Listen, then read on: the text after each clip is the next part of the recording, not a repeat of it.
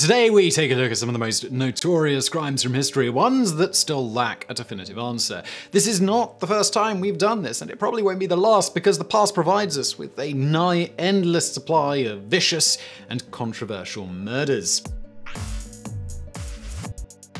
Number 10. The impossible murder of Julia Wallace. If you are the kind of crime buff who spends their time reading about old unsolved cases, then chances are you've already come across the murder of Julia Wallace, which took place in her home in Liverpool. For lack of a better word, it's a classic. On January the 19th, 1931, William Herbert Wallace went to the Liverpool Central Chess Club to play a few games. There, he had a message waiting for him from a man he did not know called R.M. Qualtrough, who asked to meet him the following night at a certain address to discuss insurance business. Wallace did as he was told, and he went to meet this mysterious stranger, but discovered that the street he was given did not exist. Coming back home after a wild goose chase, Wallace found both doors to his home locked. This was according to him, but when his neighbors tried the back door, it opened right away, and inside the house they saw the body of his wife, 60-year-old Julia Wallace, who had been beaten to death and left in a pool of blood. Wallace was arrested and charged with his wife's murder. He was found guilty and sentenced to hang, but the conviction was quashed on appeal. He had a pretty good alibi after all, having been seen by multiple people that night in different parts of the city.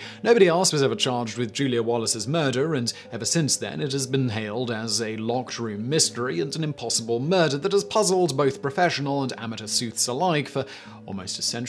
Number 9. The Pimlico Poisoning. We're staying in England, but going a bit further back to 1886, when a wealthy but sickly grocer named Thomas Edwin Bartlett died suddenly of poisoning. His much younger wife, Adelaide Bartlett, was charged with his murder, which she may have committed with the help of an accomplice named Reverend George Dyson. The exact relationship between Adelaide and Dyson has never been established conclusively, but it has been claimed that Mr. and Mrs. Bartlett had a platonic marriage, and that the older husband knew and even approved of his wife's dalliances. At first, this seemed like an open and shut case. Inside Bartlett's stomach, doctors found a lethal quantity of chloroform. Prior to this, Dyson had visited several pharmacies, buying a bottle of chloroform in each one, small enough so that he didn't have to register his name to purchase it. Everything pointed to Adelaide and her lover poisoning her husband, but there was one thing that didn't add up. Thomas Bartlett had no signs of swallowing the chloroform. The substance was corrosive and should have left clear marks on the victim's mouth and throat, but there weren't any. The only way this could have happened was if Bartlett swallowed all the chloroform quickly. Because of this, Adelaide's defense team argued that her husband committed suicide and had drank the poison willingly. The jury bought it, and she was acquitted and soon disappeared from the public eye. Plenty remained convinced that she had in fact poisoned her husband, although how it was done remains a mystery. Number 8. The Bigfoot Killer. America seems to have an abundant supply of serial killers, so many in fact that while some become infamous like the Zodiac or the Son of Sam, others are destined for obscurity, even though their crimes were no less heinous or violent. Throughout 1975, Detroit had a murderer on its hands who targeted prostitutes working in a poor neighborhood known as Cass Corridor. Witness descriptions said that the suspect was a tall, muscular black man with an afro with exceptionally large hands and feet, so he became known as the Bigfoot Killer. He murdered between 5 and 7 victims throughout the year and then simply disappeared, never to be heard from again. For a while, it looked like police had a solid suspect in custody. A man named Carl Mayweather had been arrested for an attempted rape, and he fit the physical description of the Bigfoot Killer. However, he produced solid alibis for some of the murders, and so no further charges were brought against him, and the Bigfoot Killer remains unidentified to this day. Number 7. The Golfer's Goodbye. In 1914, English golfer James Douglas Edgar won the Open de France Golf Tour. After World War I, he traveled to North America, where he gathered 3 PGA wins in 1919 and 1920. Adds to this the fact that Edgar was also a highly successful coach, and he was well on his way to being one of the most acclaimed golfers of his era. But the next year, he was struck down under mysterious circumstances, and James Douglas Edgar died aged 36. On the night of August 8, 1921, 3 men were walking through the streets of Atlanta, Georgia, when they came across Edgar's body lying in a pool of blood outside his home.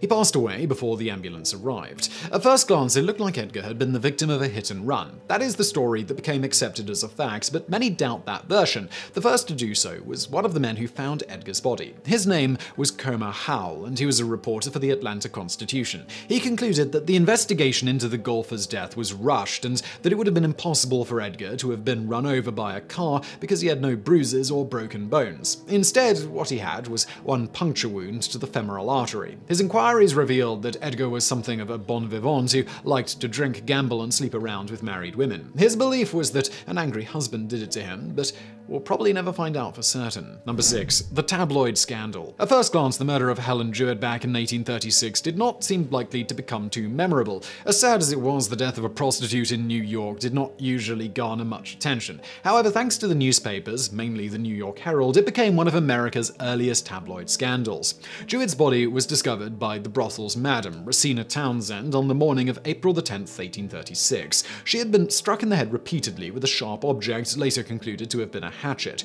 Afterwards, the bed and the body had been partially set on fire. The madam accused one of Jewett's regulars of being the killer, a 19-year-old named Richard Robinson. A quickly assembled coroner's jury looked over the scene and agreed with the assessment, so Robinson was arrested and put on trial. Normally, this sort of crime was destined for the lurid back pages of the penny press, but American entrepreneur James Gordon Bennett decided that it had the right amount of sex, scandal, and violence to become a hit with the readers of the New York Herald, which he had only founded the year prior. He started by giving the murder a full front page on the Herald and covered the investigation and the trial extensively, with no detail being too controversial, too gory, or even too fabricated to be included. As for Robinson, he was acquitted and left New York soon after, and Helen Jewett's murder was never solved. Number 5. The Steinheil Affair. Marguerite Steinheil was a woman notorious for having affairs with many powerful men from the 19th century in France, most famous of all being the French president Félix Faure, who, according to legend, might have even died during one of his dalliances with his mistress. None of that concerns us now, because the Steinheil affair had to do with murder,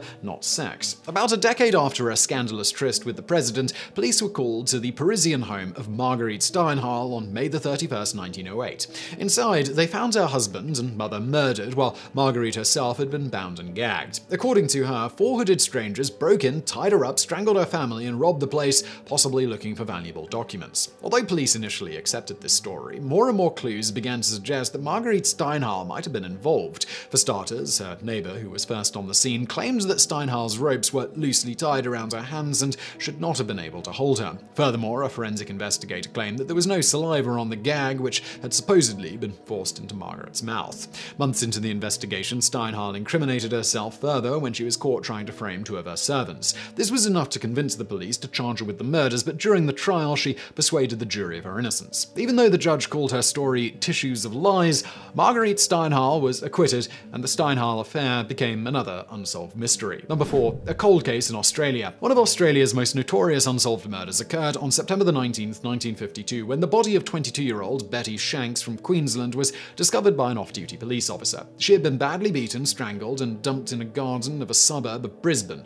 What followed was one of the largest criminal investigations in the history of the Australian state, but the murder of Betty Shanks remains to this day the longest-running cold case in Brisbane. Some believe Betty was attacked by a sexual predator, but there were no signs of sexual assault. Others thought that the culprit might have been a jilted lover, but those leads came up empty too. Multiple people even confessed to the deed, but most of the stronger suspects were ultimately eliminated as possibilities, either through alibis or modern DNA testing. Police have not released any new information on the case in years. Several crime authors have published books on the subject, and they all claim to have identified the killer, but they each mention different people. It remains to be seen if any one of them is actually right. Number 3. Who killed Lynn Harper? One of Canada's most gruesome and controversial crimes occurred on June 9, 1959, when 12-year-old Lynn Harper disappeared near an Air Force base in Clinton, Ontario. Her body was found a few days later with signs of sexual assault and strangulation. The crime itself was already shocking to the Canadian public, but they got another surprise when the police presented their main suspect, a 14-year-old boy named Stephen Truscott. He was one of Lynn's classmates, and on the night of her disappearance, he gave her a ride on his bicycle, thus becoming the last known person to see her alive. Truscott maintains that he dropped Lynn off at an intersection and then he saw her get into a car. Due to the serious nature of the crime, the 14-year-old was tried as an adult, and not only that, he was found guilty. Stephen Truscott was then sentenced to death, thus becoming the youngest inmate in the history of Canada to receive the death penalty. He was on death row for 4 months before his punishment was commuted to life in prison. Truscott spent 10 years in prison before being released on parole, and it wasn't until 2007 that he was acquitted of the murder, with the Attorney General calling his sentence a miscarriage of justice and issuing an apology.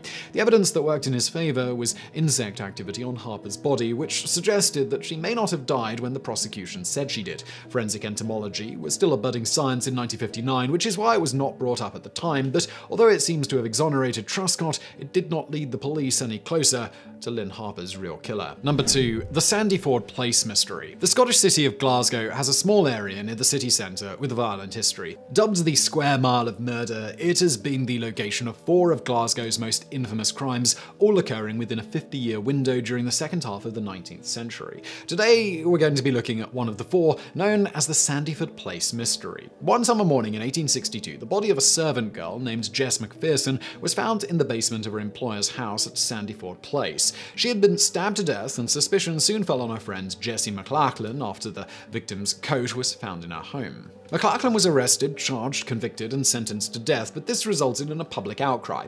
According to her, McPherson was killed by James Fleming, the father of her employer. He was a drunk with a violent temper, and he may have lashed out when the servant girl rejected his advances. The judge didn't buy her story, but it seems like the people did, and they soon regarded McLachlan as a convenient scapegoat to protect one of Glasgow's wealthy and influential families. Public pressure led to the creation of a special commission to look into the case, who ended up commuting a death sentence. McLachlan served 15 years before being released and moving to America, but whether or not she actually murdered Jess McPherson still remains a hotly debated topic. Number 1. The Valhalla Axe Murders. Over 100 years ago, something terrible happened in Valhalla, Iowa, something which forever changed the course of its history and ensured that the sleepy little town will forever be associated with one of America's most gruesome home invasions, which has since become known as the Valhalla Axe Murders. Josiah Moore and his wife Sarah were considered pillars of the community. He ran one of the biggest businesses in town, and both were very active at their local Presbyterian church. It was after one such event, on Sunday, June the 9th, 1912, that the Moores were returning home from church with their 4 young children and 2 other girls, Lena and Ina Mae Stillinger, who were coming over for a sleepover with their daughter Catherine. The group of 8 arrived home at 10 p.m. They went inside, not knowing that they would never leave again. Because inside the house, probably in the attic, going by the discarded cigarette butts, was a murderous madman waiting for everyone to fall asleep. After that, he went from room to room, killing everyone with axe blows to the head. The ghastly deed was discovered the following morning by a neighbor and Josiah's brother, Ross Moore. The subsequent investigation yielded plenty of suspects, although there wasn't a strong case against any of them. Some of the more notable contenders included a traveling preacher named Reverend George Kelly, a state senator named Frank Jones, a killer for hire named William Mansfield, and a suspected serial killer named Henry Lee Moore. The Reverend was arrested and charged, but was acquitted at trial, and nobody else was ever convicted of the Valhalla Axe Murders. So I really hope you enjoyed this video, and of course, if you want more crime-filled explorations from me, don't forget to check out my new podcast, The Casual Criminalist. It's available both here on YouTube and wherever you listen to podcasts, Apple, Spotify, Google Podcasts, pretty much anywhere else. Subscribe to one of those, or both, or all. Leave me a review if you fancy that, and thank you for watching.